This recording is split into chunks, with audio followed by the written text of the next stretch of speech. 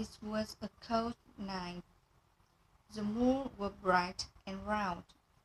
The wind blew cold to the window.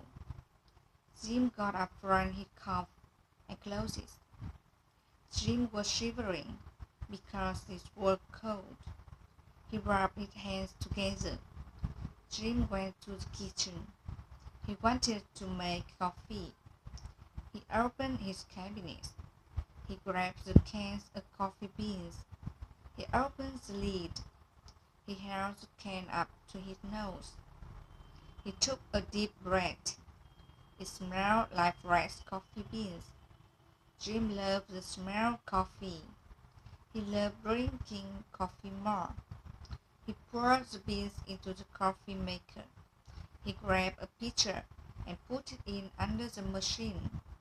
He pressed a button and it started brewing. Jim started shivering again. He moved around to warm his body. The machine took 55 minutes to finish. Jim poured the coffee into a mug. He drank it all. The coffee warmed his body.